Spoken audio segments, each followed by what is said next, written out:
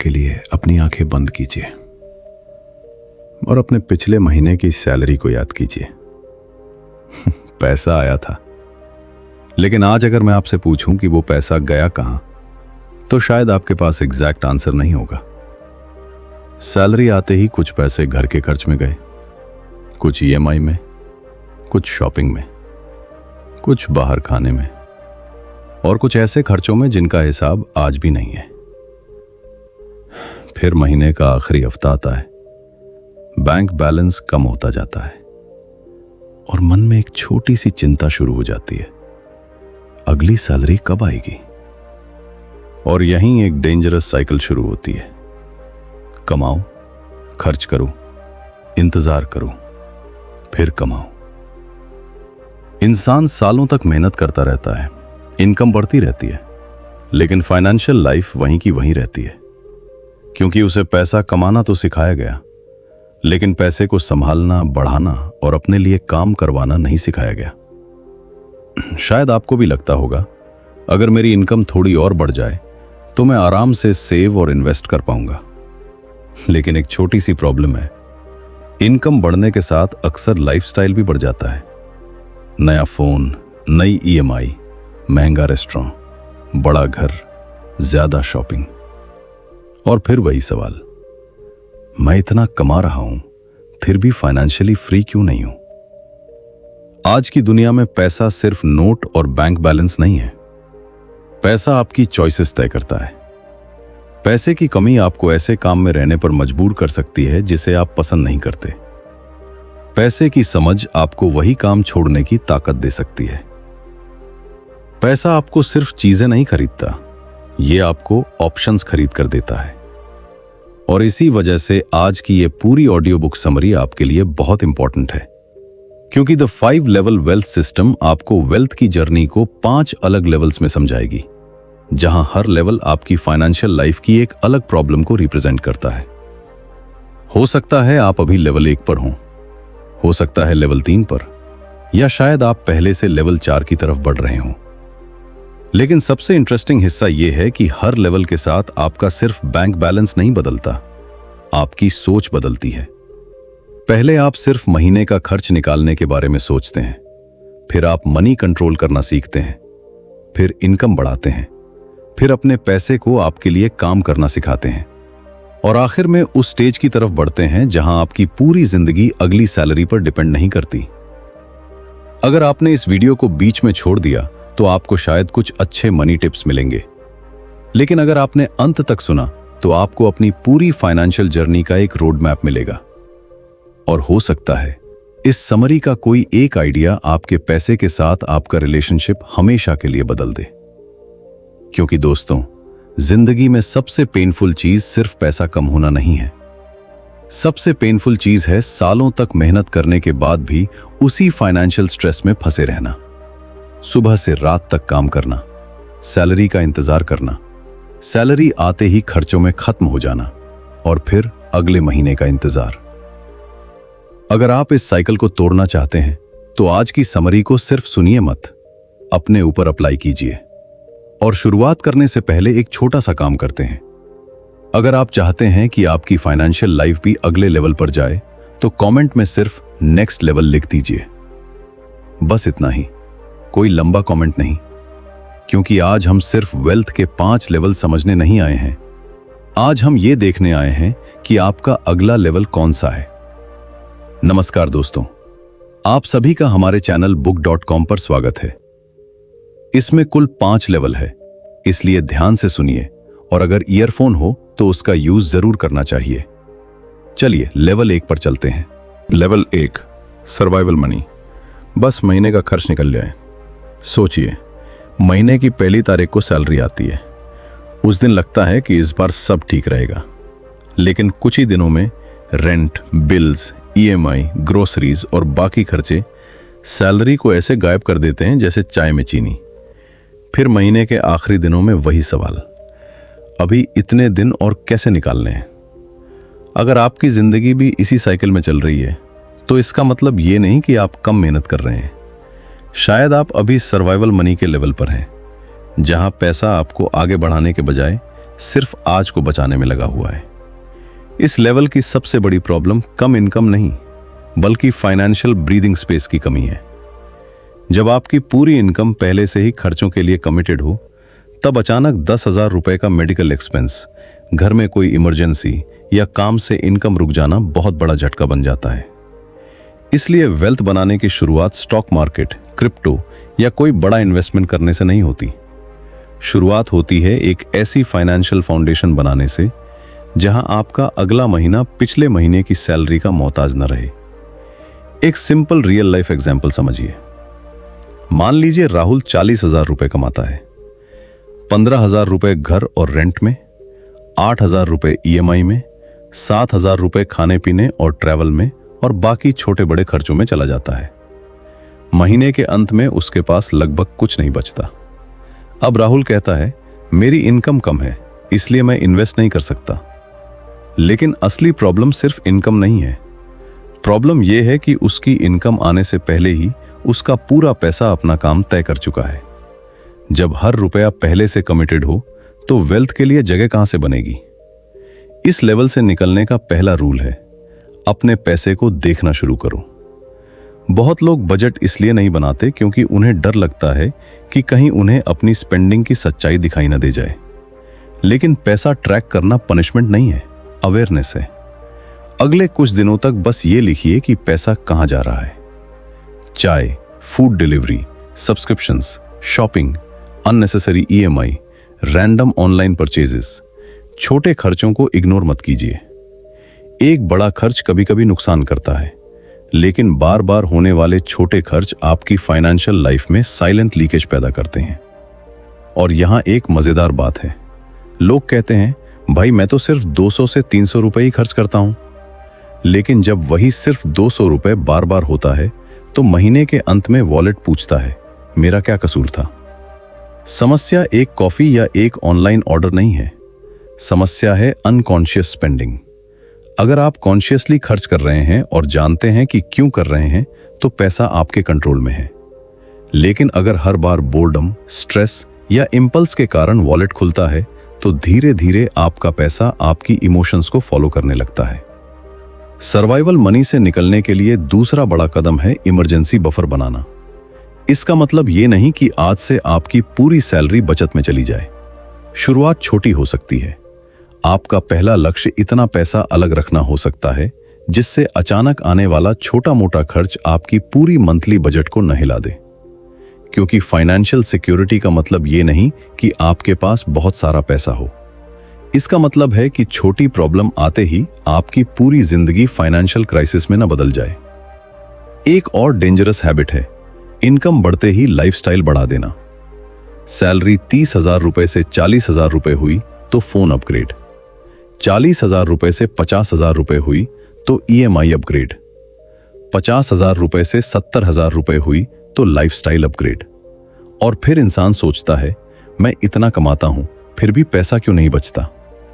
क्योंकि इनकम बढ़ी लेकिन फाइनेंशियल ब्रीदिंग स्पेस नहीं बढ़ी। इसे लाइफस्टाइल इन्फ्लेशन कह सकते हैं। वेल्दी बनने के लिए हर सैलरी इंक्रीज को खर्च में कन्वर्ट करना जरूरी नहीं है। कभी कभी इनकम बढ़ने का सबसे पावरफुल यूज होता है अपने फ्यूचर को फाइनेंशियली मजबूत करना। Level 2, money control. पैसा कम नहीं, कंट्रोल कम है। पिछले लेवल में हमने समझा कि सर्वाइवल मनी में इंसान की सबसे बड़ी प्रॉब्लम होती है महीना खत्म होने से पहले पैसा खत्म हो जाना। लेकिन अब मान लीजिए आपकी इनकम ठीक ठाक है, बिल्स भी मैनेज हो जाते हैं, फिर भी महीने के आखिर में सवाल वही रहता है, पैसा गया कहाँ? यही हमें लेकर आता है मनी कंट्रोल पर। क्योंकि कई बार प्रॉब्लम ये नहीं होती कि आप कम कमाते हैं, प्रॉब्लम ये होती है कि आपके पैसे का कोई क्लियर डायरेक्शन नहीं है। एक सिंपल एग्जाम्पल समझिए। 2 लोग हैं, अमन और रोहित। दोनों की इनकम लगभग 50,000 रुपए है। अमन सैलरी आते ही अपने जरूरी खर्च, सेविंग्स और बाकी गोल्स के लिए पैसा अलग कर देता है। रोहित भी 50,000 रुपए कमाता है, लेकिन सैलरी आते ही shopping, food delivery, subscriptions, entertainment और रैंडम परचेजेस शुरू हो जाते हैं। महीने के आखिरी हफ्ते में दोनों के बैंक बैलेंस को देखिए। अमन के पास पैसा और प्लान दोनों है, जबकि रोहित के पास सिर्फ एक सवाल है, इतना पैसा आया था, गया कहाँ? फर्क इनकम का, थिंग्स का नहीं था, कंट्रोल का था। मनी कंट्रोल का पहला प्रिंसिपल है, हर रुपए को एक जॉब दो। इसका मतलब ये नहीं कि आपको हर 10 रुपए का हिसाब रखने बैठ जाना है। मतलब बस इतना है कि सैलरी आने से पहले तय होना चाहिए कि पैसा कहाँ जाएगा। जरूरी एक्सपेंसेस के लिए पैसा, फ्यूचर के लिए पैसा, गोल्स के लिए पैसा और एंजॉयमेंट के लिए भी पैसा। जब पैसा बिना प्लान के पड़ा रहता है तो वो धीरे धीरे छोटे छोटे खर्चों में गायब हो जाता है। लेकिन जब हर हिस्से का पर्पस तय होता है तो स्पेंडिंग अचानक ज्यादा कॉन्शियस हो जाती है। अब एक इंटरेस्टिंग एक्सपेरिमेंट कीजिए। अगले कुछ दिनों तक अपने हर खर्च को 3 कैटेगरीज में लिखिए, नीड, वांट और वेस्ट। नीड यानी जिसके बिना काम मुश्किल है, वांट यानी जिसे आप चाहते हैं लेकिन जिसके बिना जिंदगी रुकती नहीं, और वेस्ट यानी ऐसा खर्च जिसके बाद आपको खुद समझ नहीं आता कि आपने किया ही क्यों। ये एक्सरसाइज आपको फाइनेंशियली अनकंफर्टेबल कर सकती है, लेकिन यही डिस्कंफर्ट आपको आपकी असली स्पेंडिंग हैबिट्स दिखाएगा। कई बार हमें पता चलता है कि हमारी फाइनेंशियल प्रॉब्लम कोई एक बड़ा एक्सपेंस नहीं, बल्कि दर्जनों छोटे अनकॉन्शियस डिसीजंस हैं। लेकिन यहां एक ट्रैप है। कुछ लोग मनी कंट्रोल के नाम पर हर खुशी को बंद कर देते हैं। बाहर खाना बंद, दोस्तों से मिलना बंद, ट्रैवल बंद, हॉबीज बंद। फिर 2 महीने बाद बजट टूटता है और वही पुरानी स्पेंडिंग वापस आ जाती है। इसलिए कंट्रोल का मतलब रिस्ट्रिक्शन नहीं, इंटेंशन है। अगर आपको महीने में एक बार बाहर खाना पसंद है तो उसे बजट में रखिए। अगर आपको किसी हॉबी पर खर्च करना अच्छा लगता है तो उसके लिए पैसा अलग रखिए। जब एंजॉयमेंट प्लान्ड होता है तो गिल्ट कम होता है और इंपल्सिव स्पेंडिंग भी कम होती है। क्रेडिट कार्ड और ईएमआई भी मनी कंट्रोल की बड़ी परीक्षा है। क्रेडिट कार्ड खुद दुश्मन नहीं है। प्रॉब्लम तब शुरू होती है जब हम फ्यूचर की इनकम को आज खर्च करना शुरू कर देते हैं। अभी खरीद लेते हैं, बाद में भर देंगे।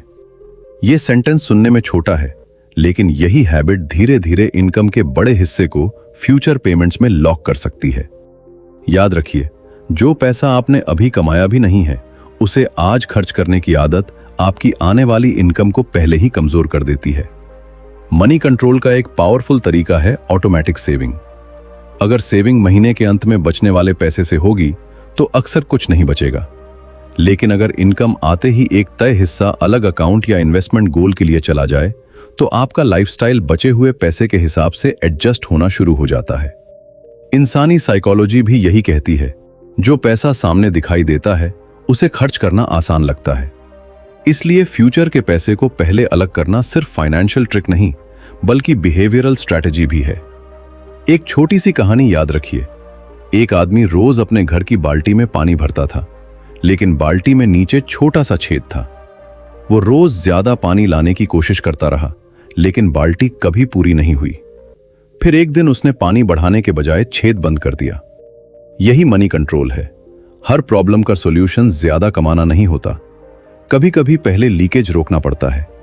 इनकम बढ़ाना पावरफुल है, लेकिन अनकंट्रोल्ड स्पेंडिंग के साथ बढ़ी हुई इनकम भी सिर्फ बड़ा लाइफस्टाइल बना सकती है।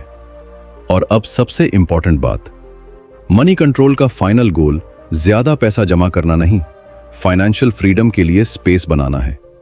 जब आपका पैसा कंट्रोल्ड होता है तो आपको करियर चेंज करने, नया स्किल सीखने, बिजनेस शुरू करने या इन्वेस्टमेंट करने के लिए ब्रीदिंग रूम मिलता है।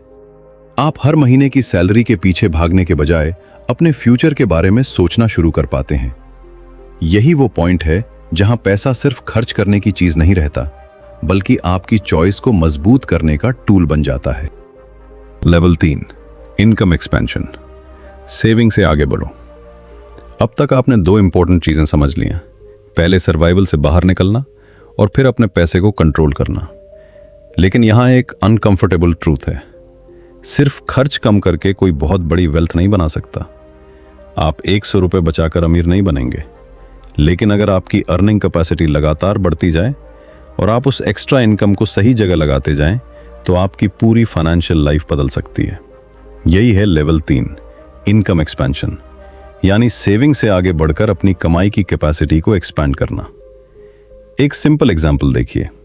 मान लीजिए कोई व्यक्ति 30,000 रुपये कमाता है और बहुत डिसिप्लिन्ड होकर 5,000 रुपये बचा लेता है। दूसरा व्यक्ति 30,000 रुपये से शुरुआत करता है, लेकिन अगले कुछ सालों में अपनी स्किल्स इंप्रूव करके 60,000 रुपये और फिर 1 लाख रुपए तक पहुंच जाता है। अगर दोनों डिसिप्लिन रहें तो दूसरे व्यक्ति के पास वेल्थ क्रिएट करने के लिए कहीं ज्यादा फ्यूल होगा। इसलिए सवाल सिर्फ ये नहीं होना चाहिए कि मैं कितना बचा रहा हूं, असली सवाल होना चाहिए मैं अपनी अर्निंग पावर कितनी तेजी से बढ़ा रहा हूं। यहीं पर एक कॉमन मिस्टेक होती है। बहुत लोग सैलरी बढ़ने का इंतजार करते रहते हैं। उनका माइंडसेट होता है जब कंपनी इंक्रीमेंट देगी तब इनकम बढ़ेगी। लेकिन आपकी फाइनेंशियल ग्रोथ को सिर्फ एनुअल इंक्रीमेंट के भरोसे छोड़ना ऐसा है जैसे आप ट्रेन पकड़ने के लिए प्लेटफॉर्म पर खड़े रहें और उम्मीद करें कि ट्रेन खुद आपको ज्यादा तेज दौड़ना सिखा देगी। इनकम एक्सपेंशन के लिए आपको अपनी वैल्यू बढ़ानी पड़ेगी।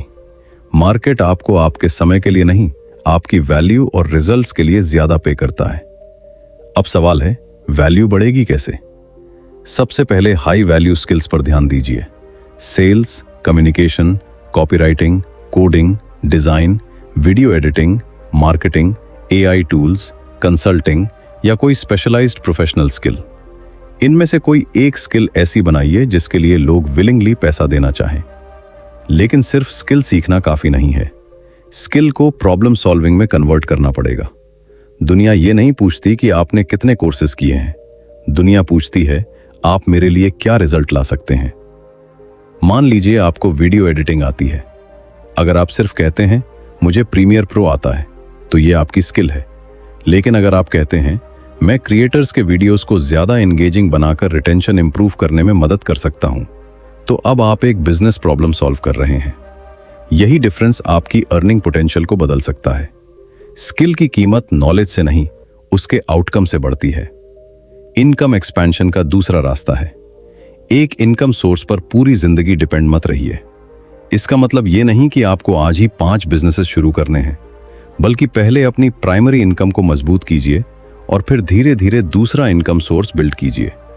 Freelancing, digital products, content creation, consulting, affiliate income या छोटा बिजनेस जो आपकी स्किल्स और सिचुएशन के साथ फिट हो।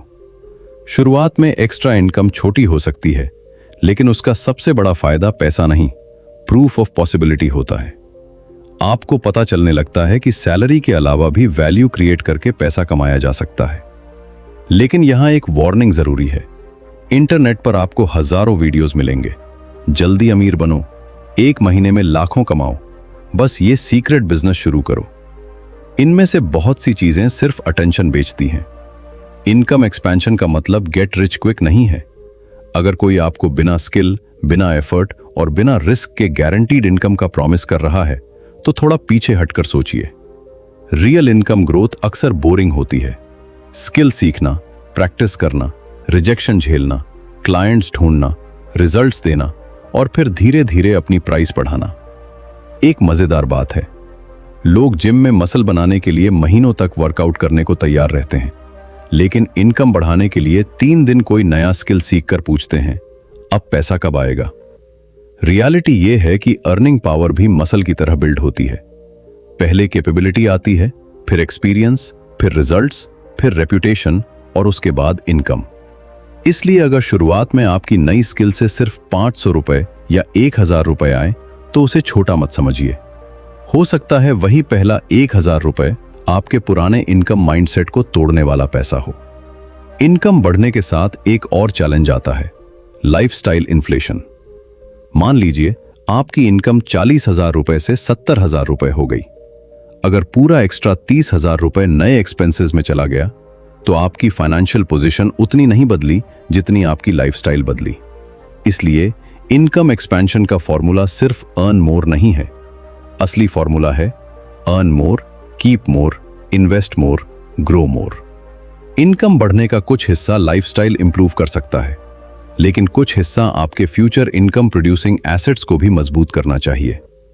अब खुद से एक सवाल पूछिए, अगर मेरी करंट जॉब कल खत्म हो जाए तो मेरे पास कौन सी ऐसी स्किल है जिससे मैं दोबारा इनकम जनरेट कर सकूं? अगर जवाब साफ नहीं है तो यही आपका सिग्नल है कि इनकम एक्सपेंशन पर काम करने का समय आ गया है। जॉब सिक्योरिटी अच्छी चीज है, लेकिन स्किल सिक्योरिटी उससे भी ज्यादा पावरफुल है।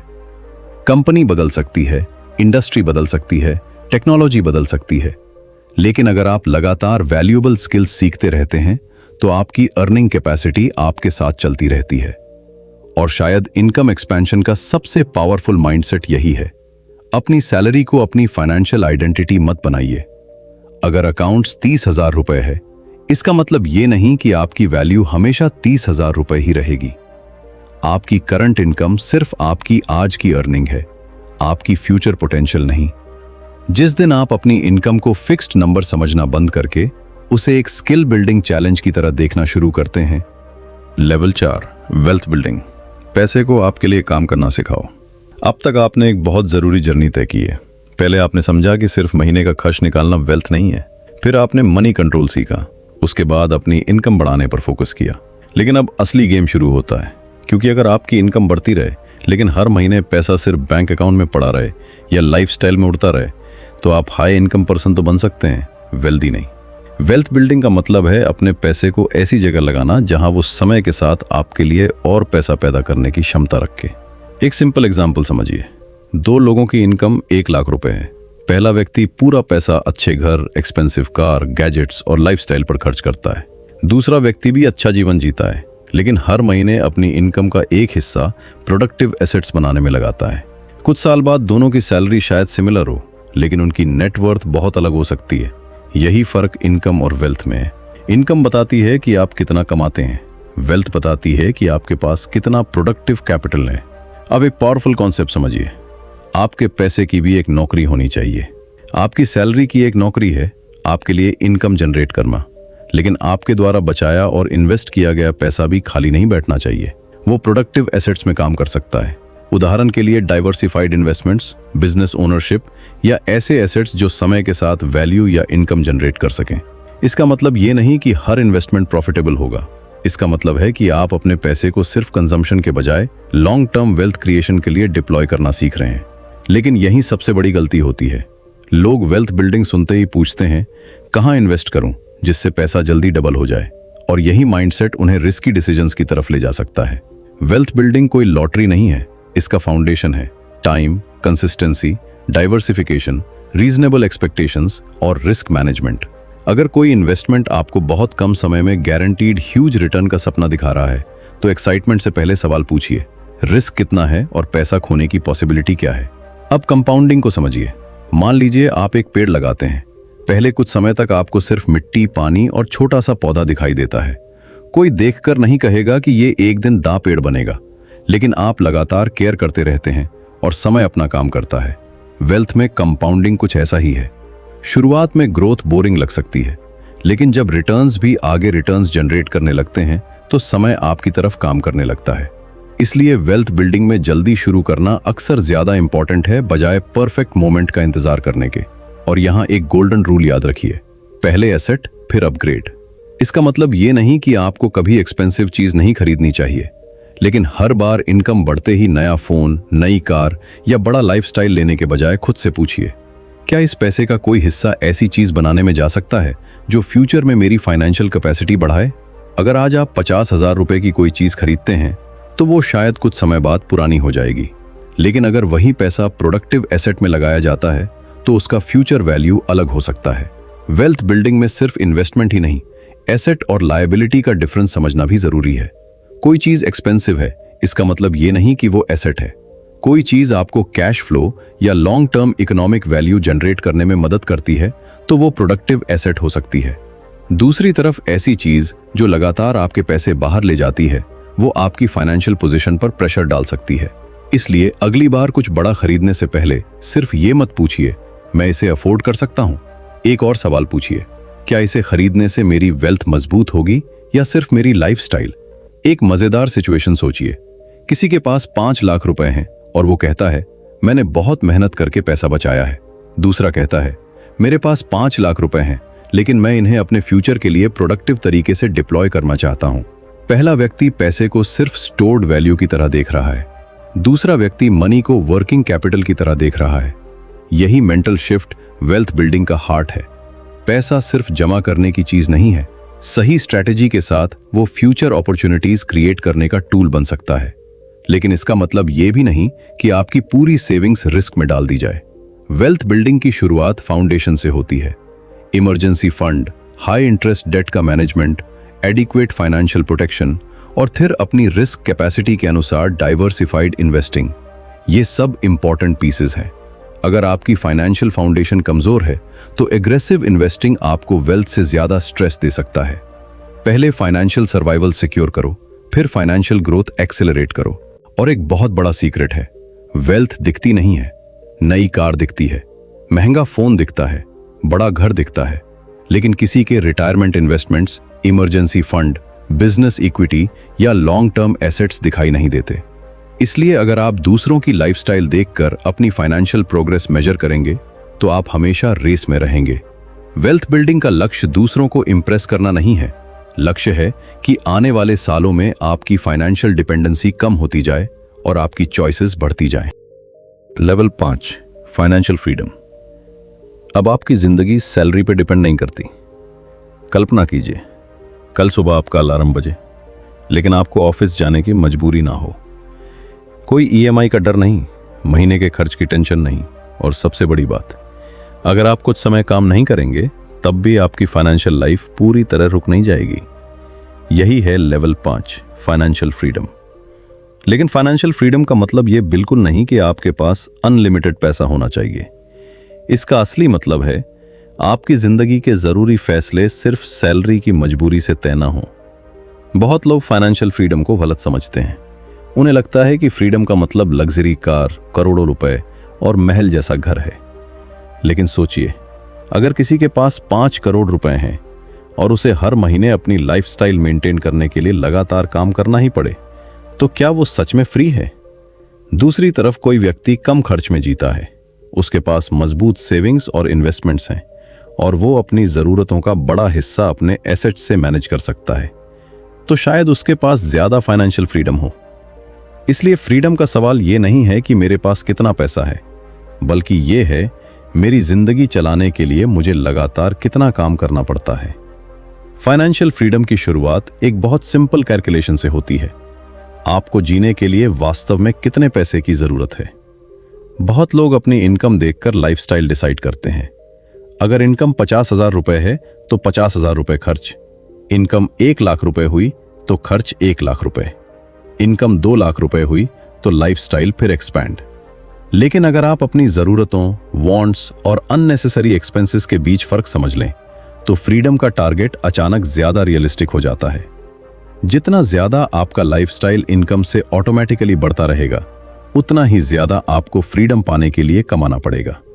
इसे एक एग्जाम्पल से समझिए। मान लीजिए 2 लोग हर महीने 1 लाख रुपए कमाते हैं। पहला व्यक्ति 95,000 रुपए खर्च करता है और दूसरा 60,000 रुपए में कंफर्टेबली मैनेज कर लेता है।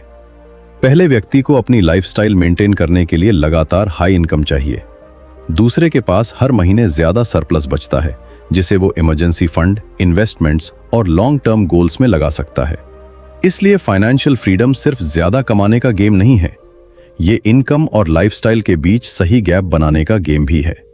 अब आती है सबसे इंपॉर्टेंट चीज, multiple sources of financial support. अगर आपकी पूरी फाइनेंशियल लाइफ सिर्फ सैलरी पर डिपेंड करती है तो इनकम रुकते ही स्ट्रेस शुरू हो सकता है। फाइनेंशियल फ्रीडम की जर्नी में आप धीरे धीरे अपने फाइनेंशियल बेस को डाइवर्सिफाई करते हैं।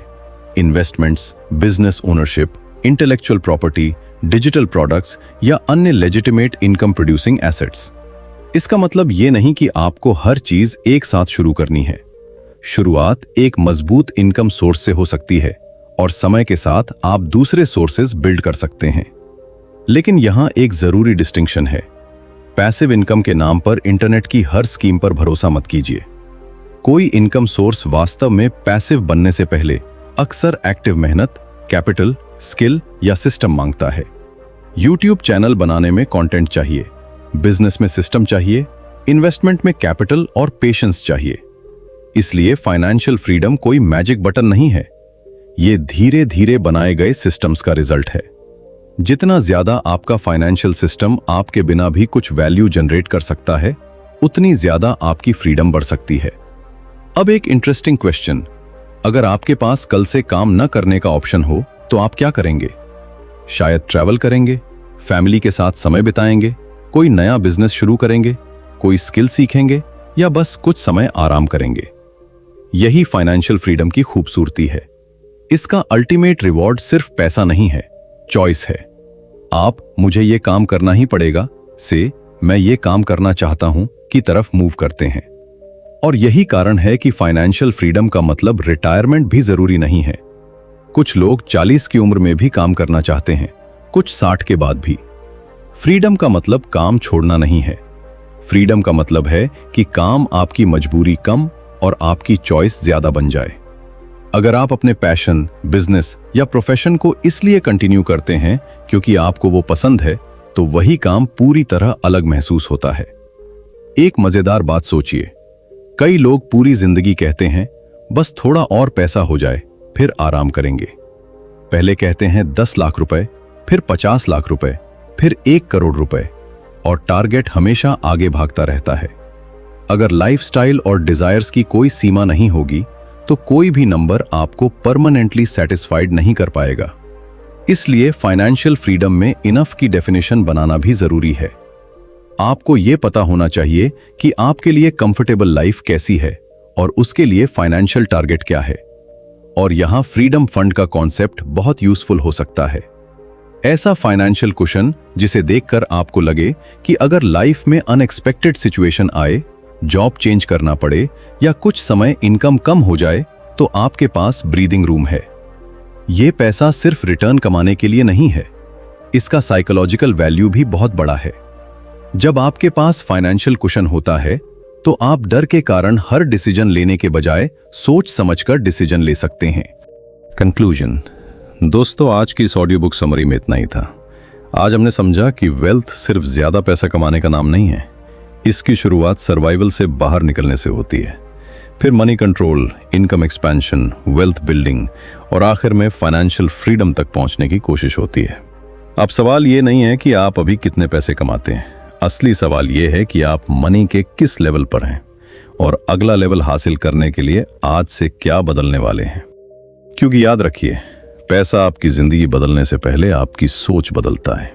अगर आपकी सोच वही रही, हैबिट्स वही रहीं और मनी के साथ आपका रिलेशनशिप वही रहा, तो इनकम बढ़ने के बाद भी आपकी फाइनेंशियल सिचुएशन शायद ज्यादा नहीं बदलेगी। लेकिन जिस दिन आपने अपने पैसे को सिर्फ खर्च करने की चीज नहीं बल्कि अपने फ्यूचर को बनाने का टूल समझ लिया, उसी दिन आपकी वेल्थ जर्नी सच में शुरू हो जाती है। और दोस्तों, अगर आपको आज की ऑडियो बुक समरी पसंद आई हो और आपने अभी तक इस वीडियो को लाइक नहीं किया है तो एक लाइक जरूर कर दीजिए। और अगर आप पहली बार हमारे चैनल book.com पर आए हैं तो चैनल को सब्सक्राइब कर लीजिए, क्योंकि यहां हम ऐसी ही पावरफुल बुक्स और लाइफ चेंजिंग आइडियाज को सिंपल और प्रैक्टिकल तरीके से आपके सामने लाते रहते हैं। और दोस्तों, आप हमारी टेलीग्राम और व्हाट्सएप कम्युनिटी को भी जरूर ज्वाइन कीजिए। वहां हमारी टीम ऐसे पॉजिटिव और मोटिवेशनल थॉट्स शेयर करती रहती है जो आपके पूरे दिन को एक्टिव रखने, बेहतर सोचने और अपनी लाइफ में कुछ नया सीखने में आपकी मदद कर सकते हैं। इन दोनों की लिंक्स आपको डिस्क्रिप्शन और पिन्ड कमेंट में मिल जाएंगी। और सबसे इंपॉर्टेंट बात, अगर आप अपनी जिंदगी में सिर्फ मोटिवेशन नहीं बल्कि एक प्रॉपर एक्शन प्लान चाहते हैं तो हमारा 21 days success blueprint audio course भी जरूर चेक कर सकते हैं। इस कोर्स को हजारों लोग ले चुके हैं और अगर आपको इसके बारे में पूरी जानकारी नहीं है तो डिस्क्रिप्शन में गेट कोर्स डिटेल्स का लिंक दिया हुआ है। वहां जाकर आप हमें मैसेज कर सकते हैं और हमारी टीम आपको कोर्स की पूरी डिटेल्स पर्सनली सेंड कर देगी। तो दोस्तों, आज की इस पूरी जर्नी से बस एक बात अपने साथ लेकर जाइए। सेविंग आपको सुरक्षित बनाती है, इनकम आपको मजबूत बनाती है, लेकिन सही वेल्थ सिस्टम आपको फाइनेंशियल फ्रीडम की तरफ ले जाता है। इसलिए सिर्फ पैसा कमाने के पीछे मत भागिए, अपने पैसे को समझिए, उसे कंट्रोल कीजिए, अपनी अर्निंग कैपेसिटी बढ़ाइए और धीरे धीरे ऐसी फाइनेंशियल लाइफ बनाइए जहां आपका फ्यूचर सिर्फ अगली सैलरी पर डिपेंड न करे। और अगर आज की पूरी समरी सुनने के बाद आप अपने आप से सिर्फ एक सवाल पूछना चाहते हैं तो वो सवाल होना चाहिए, मेरा अगला लेवल क्या है। चलिए दोस्तों, खुश रहिए और अपने परिवार को हमेशा खुश रखिए। हमेशा की तरह यही कहूंगा, कुछ कर दिखाओ ऐसा दुनिया करना चाहे आपके जैसा। जय हिंद।